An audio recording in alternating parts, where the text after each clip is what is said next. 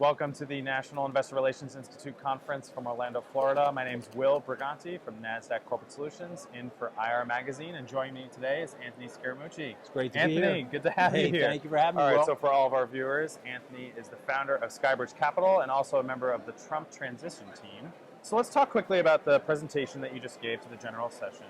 Obviously, the topics were about the confluence of Main Street, Wall Street, and obviously Pennsylvania Avenue. So let's kick off. I want to talk about Wall Street and Main Street. You've been on Wall Street, you said, for almost 29 years now. 29th year. That's right.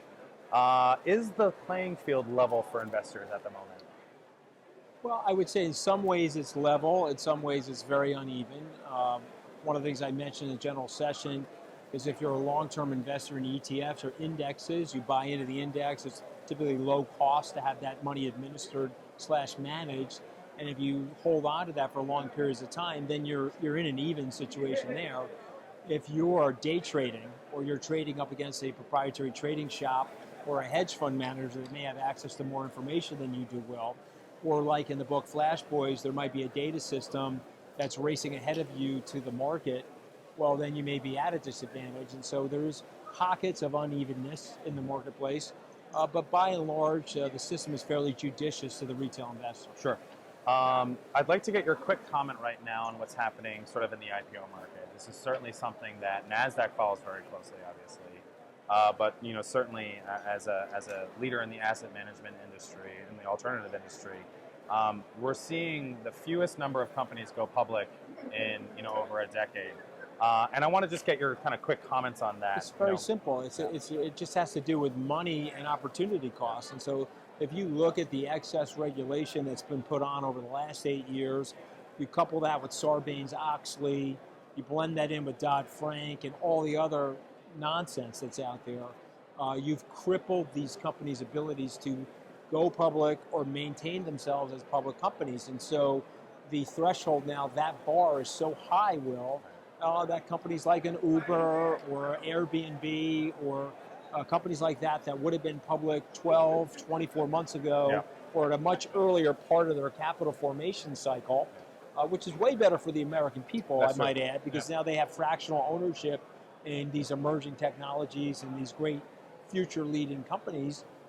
They've crippled that process. And so one of the things the administration needs to do is roll back a lot of that unnecessary regulation to make that cost threshold better for the company, which will ultimately be better for the investor. Right. So in terms of your prediction on timing, when do you think the new administration will be focusing on those efforts? I mean, obviously, well, they've already started that. I know that started to happen at Treasury. Right. Gary Cohen's a very big proponent of that, who's running the NEC inside the White House.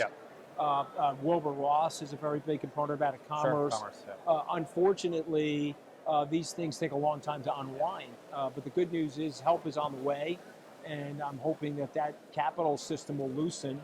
What we both know about our economic history is that when capital is able to flow more freely through the marketplace and through the economy, you get more economic growth. One of the reasons why we've had such tepid economic growth is that we've restricted the flow of capital through all of this excess regulation. So I'm hoping that will abate itself over the next 12 to 18 months. Great. Anthony, I want to get your quick comments on technology. Obviously, we're here at an investor relations conference, and technology is definitely on everyone's mind here. You and I will be out of a job next year, brother. Okay? There'll be two talking head robots here. That's right. Taking our place. That's right. Machine intelligence, indeed. So obviously, Nasdaq takes pride as a pioneer in technology in terms of digitizing the markets. But I want to get your take on how you see technology changing financial services.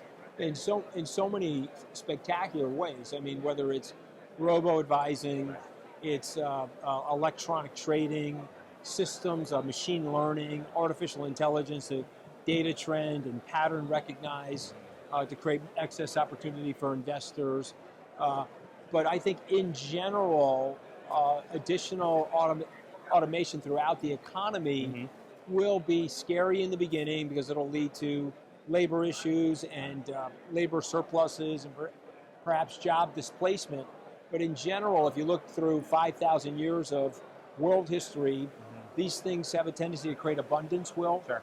And that abundance will, from an economic rent perspective, transfer to individuals. So I'm very optimistic about the future. but the future's scary to people. Sure. And so we have to be prepared, and we have to do a better job, I think, training people, whether Right. it's not just giving everybody a liberal arts education, but certain people that are not capable of getting one need more trade skills, Right. more technical skills. Well, ladies and gentlemen, that was Anthony Scaramucci, founder of SkyBridge Capital. It's a pleasure to be here. A member of the Fund Transition Appreciate team. the Thank you so much for opportunity. your comments. Thank you. Thank you. Thanks very much.